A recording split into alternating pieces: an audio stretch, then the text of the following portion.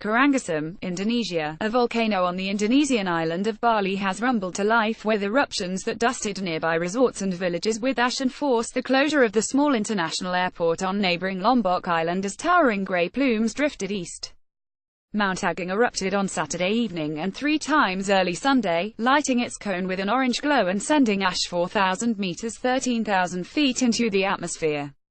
It is still gushing and the ash clouds have forced the closure of Lombok Island's airport until at least 6 a.m. Monday, an official at the airport said. Most scheduled domestic and international flights were continuing Sunday at Bali's busy airport after a rash of cancellations on Saturday evening. Disaster officials said ash up to half a centimeter (less than half an inch) thick settled on villages around the volcano and soldiers and police had distributed masks. Authorities warned anyone still in the exclusion zone around the volcano, which extends 7.5 kilometers (4.5 miles) from the crater in places, to leave.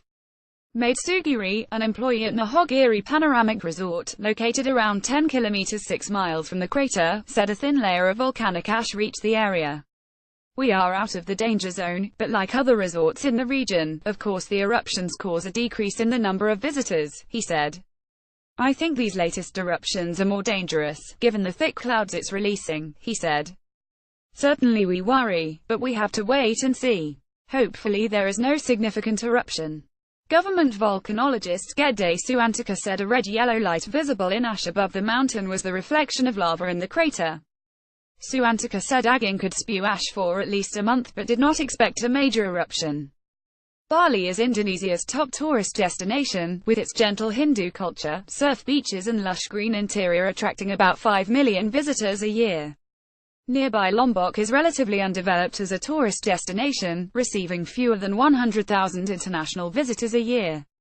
Australian airline Jetstar, which cancelled 9 flights to and from Bali on Saturday evening, said most of its flights would operate normally Sunday after its senior pilots assessed it was safe to fly.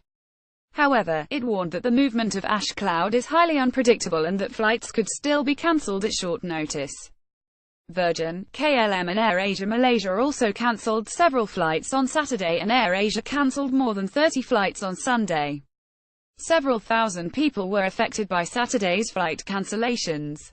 We weren't notified by Jetstar in advance of us getting here to Bali's airport, said Australian tourist George Bennock. So we are very disappointed about that. Agung also had a minor eruption on Tuesday, but authorities have not raised its alert status from the second highest level, which would widen the exclusion area and prompt a large evacuation of people. About 25,000 people have been unable to return to their homes since September, when Agung showed signs of activity for the first time in more than half a century. The volcano's last major eruption, in 1963, killed about 1,100 people. Indonesia sits on the Pacific Ring of Fire, has more than 120 active volcanoes. Mount Agung's alert status was raised to the highest level in September following a dramatic increase in tremors from the volcano, which doubled the exclusion zone around the crater and prompted more than 140,000 people to leave the area. The alert was lowered on October 29 after a decrease in activity.